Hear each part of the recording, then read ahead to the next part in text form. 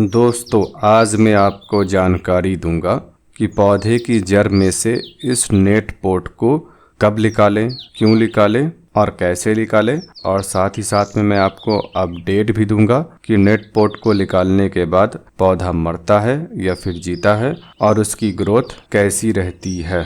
तो आप इस वीडियो को पूरा देखिएगा, क्योंकि आपका बहुत सारा पैसा जो एक ही पौधे को बार बार खरीदने में लगता है वो बच जाएगा।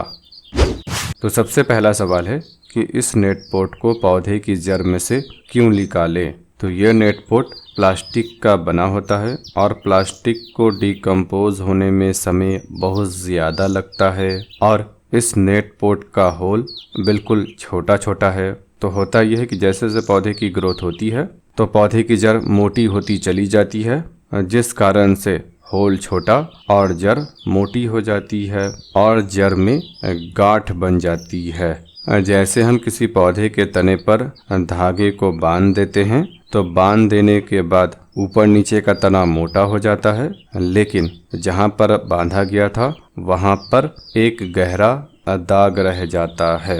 यही हाल पौधे की जड़ के साथ होता है। तो जब जड़ होल में फंस जाती है और उसमें गहरा दाग रह जाता है तो पौधे की जड़ जो खाना पानी को लेती है और तने के माध्यम से वो खाना पानी पत्ते फल फूल में जाता है, तो जड़ में गांठ बन जाने के कारण सही तरीके से खाना पानी पौधे के हिस्सों तक नहीं पहुंच पाता है, जिस कारण से पौधे की ग्रोथ धीरे धीरे कम होने लगती है और एक वक्त ऐसा भी आता है कि पौधा मर जाता है।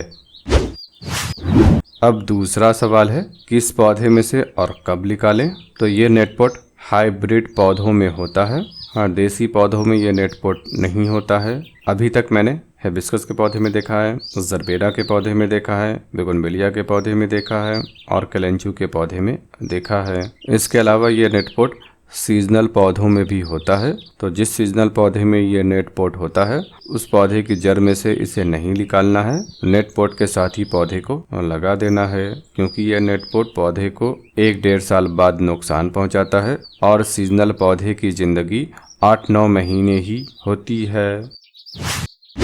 तो किस पौधे में यह नेट पोट है, इसे चेक करने के लिए आप जो भी हाइब्रिड पौधा खरीदें उसकी मिट्टी में इसे ज़रूर चेक कीजिए। इसके लिए पौधे को गमले के साथ पानी से भरे टब में डुबोकर रख देना है 10-15 मिनट के लिए, जिससे मिट्टी गीली हो जाएगी। 10-15 मिनट बाद निकालना है और निकालने के बाद मेन तने से आधे इंच हटकर हाथ की उंगली को अंदर दाखिल करना है। यदि नेट पोट होगा तो आपको एहसास भी हो जाएगा। एहसास होने के बाद परमानेंट पौधों में से इस नेट पोट को निकाल लेना है, लेकिन उस पौधे में से निकालना है जिसकी उम्र कम हो। यदि बहुत कम है, पौधा 4-5 इंच का है, तो उस पौधे में से नेट पोट को फिलहाल नहीं निकालना है, बल्कि उस पौधे में से निकालना है जिसकी ऊंचाई 7-8 इंच से लेकर 12-15 इंच तक हो। और जिस पौधे की ऊंचाई 2 फीट हो उस पौधे में से नहीं निकालना है। उसमें से नेट पोट को अलग करने का तरीका अलग है और जो मैं फिर कभी बताऊंगा। तो अब सवाल है कैसे निकालना है। तो निकालने के लिए पौधे के रूट बॉल को पानी से भरे टब में डुबोकर 10-15 मिनट के लिए छोड़ देना है, जिससे मिट्टी गीली हो जाएगी और जड़ से अलग हो जाएगी। 10-15 मिनट के बाद हाथों से धीरे धीरे जड़ को मिट्टी से अलग कर देना है और कोशिश करना है कि जड़ कम से कम टूटे। अब जब मिट्टी और जड़ एक दूसरे से अलग हो चुकी है तब आपको नेट पोट को जड़ से अलग कर देना है। इसके लिए एक सीजर या फिर एक कटर लेना है और नेट पोट की दीवार को काट देना है। आपको करना कुछ नहीं है, बल्कि सिर्फ जो होल है उसकी दीवार को काटते चले जाना है, जिससे होगा ये कि नेट पोट छोटे छोटे टुकड़ों में बंटकर जड़ से अलग हो जाएगा। इत्मीनान से करना है, जड़ को नहीं काटना है और थोड़ा जल्दी करना है। तो जल्दी करना है और बच बचा कर करना है, जड़ को नहीं काटना है और नेट पोट की दीवारों को काटते चले जाना है। पौधे की जड़ में से नेट पोट को निकालने में मौसम का भी ख्याल रखना है। यदि बहुत ज्यादा गर्मी या फिर बहुत ज्यादा ठंडी हो तो पौधे की जड़ में से नेट पोट को नहीं निकालना है। और नेट पोट को निकालने के लिए साल में 2 दफा सबसे अच्छा मौसम मिलता है। सबसे पहला आपको मौका मिलता है स्प्रिंग सीजन में, यानी कि फरवरी मार्च महीने में। फरवरी महीने से लेकर 20-25 मार्च तक नेट पोट को जड़ में से निकाल लीजिए। और दूसरा मौका आपको मिलेगा बरसात के मौसम में। जब आपके शहर में बरसात का मौसम आ चुका हो तो आप पूरे बरसात के महीने में से किसी भी दिन नेट पोट को निकाल लीजिए।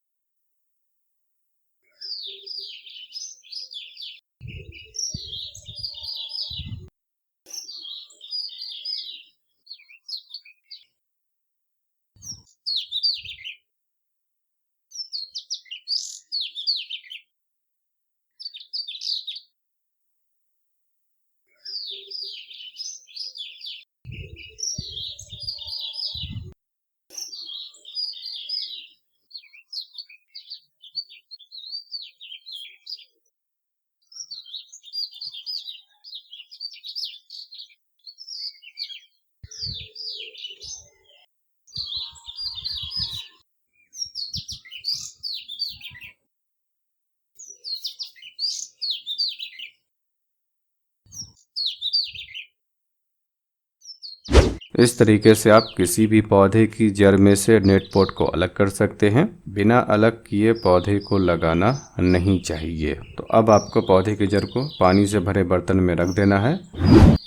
और नेट पोट को निकालने के बाद पौधे को बहुत बड़े गमले में लगाना नहीं चाहिए। हाँ, यदि आप पानी का ख्याल रख सकते हैं, पानी बिल्कुल हिसाब से दे सकते हैं, तब आप पौधे को 8-10 इंच के गमले में भी लगा सकते हैं। लेकिन बेहतर तो यही है कि आप पौधे को बहुत बड़े गमले में मत लगाइए। जिस हिसाब से पौधे में जड़ है उसी हिसाब से गमले का सिलेक्शन कीजिए। जड़ कम है तो 5-6 इंच का गमला लीजिए। मिट्टी का भी ले सकते हैं और प्लास्टिक का भी ले सकते हैं। सबसे बेहतर है कि मिट्टी के गमले का इस्तेमाल किया जाए। अब बात आती है पोटिंग मिक्स की। तो नेट पोट को निकालने के बाद पौधे को जिस भी पोटिंग मिक्स में आप लगाना चाहते हैं उसमें लगा सकते हैं, लेकिन ख्याल रखना है कंपोस्ट का इस्तेमाल 10-15% या फिर मैक्सिमम 20% तक ही करना है। ज़्यादा कंपोस्ट का इस्तेमाल करने से पौधे की जड़ खराब हो जाएगी। और ऐसी कंपोस्ट का इस्तेमाल करना है जो फुल डिकम्पोज हो। आप चाहें तो 40% मिट्टी, 40% सैंड और 20% कंपोस्ट का इस्तेमाल कीजिए। ये बोगनविलिया का प्लांट है। मैं इसे मिट्टी में ना लगाकर खंगर में लगाकर देखना चाहता हूँ कि खंगर में इसके पौधे को लगाने पर कैसा रिजल्ट मिलता है। लेकिन सिर्फ ये ट्रायल है, तो बेहतर है कि आप मिट्टी में ही लगाइए। हो सकता है इसके पौधे की ग्रोथ खंगर में ना हो। तो जिस पोटिंग मिक्स में मैंने बताया है उसी पोटिंग मिक्स में आप पौधे को ग्रो कीजिए। बस कंपोस्ट का इस्तेमाल 10-15% या फिर मैक्सिमम 20% तक कीजिएगा।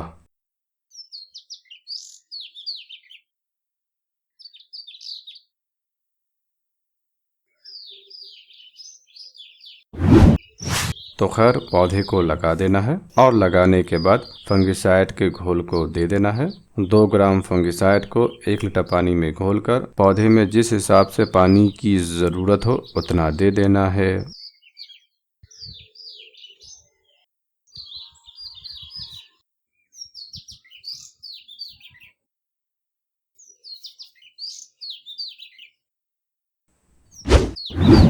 पौधे की ब्रांचेस को भी काट देना बेहतर है, क्योंकि हमने जड़ को डिस्टर्ब किया है। तो जब हम पौधे की ब्रांचेस को काटेंगे तो पौधे के सरवाइव करने का उम्मीद ज़्यादा रहेगा। पौधे को लगा देने के बाद 7 दिनों तक ऐसी जगह पर रखना है जहां पर सूरज की सीधी किरणें पौधे के ऊपर ना पड़ती हो, लेकिन उसकी रोशनी पड़ती रहे। इसके लिए आप पौधे को बड़े पौधे की छाया में रख सकते हैं या फिर ग्रीन नेट के नीचे रखिए। पौधे को लगा देने के बाद पानी भी हिसाब से देना है। दोबारा पानी तभी देना है जब 1.5 इंच की मिट्टी सूख जाए। पौधे का रिश्ता मिट्टी से नहीं बना है तो पानी की अधिकता से जड़ के खराब होने का खतरा रहता है। तो पानी बिल्कुल हिसाब से दीजिएगा। इसमें खाद 20-25 दिनों के बाद देना है। ये देखिए, ये कुछ दिनों के बाद का अपडेट। मैंने 2 पौधे की जड़ में से नेट पॉट को निकाला था और दोनों पौधा सही सलामत है। और जो मैंने ब्रांचेस को काटा था, हर एक ब्रांच के नीचे से 2-3 नई ब्रांचेस निकल आई है, जो इस बात की निशानदेही है कि पौधे का रिश्ता मिट्टी से बन चुका है और अब इस पौधे की ग्रोथ हो रही है। देखिए, पौधे का जड़ भी मिट्टी में फैल चुकी है, लेकिन अभी रूट बॉन्ड नहीं हुआ है। तो कुछ टाइम तक मैं अभी इस पौधे को इसी गमले में रहने दूंगा और जब थोड़ी रूट बॉन्ड हो जाएगी तो मैं इससे बड़े गमले में इसे लगा दूंगा। और ये देखिए, ये है बोगनविलिया का प्लांट। मैंने इसे खंगर में ग्रो किया है और देखिए इसकी जड़ की ग्रोथ कितनी बेहतर हुई है। रूट बॉन्ड हो चुका है, यानी कि गमले में जड़ भर चुकी है। मैं इसके पौधे को खंगर में लगाकर सिर्फ ट्राई कर रहा हूँ।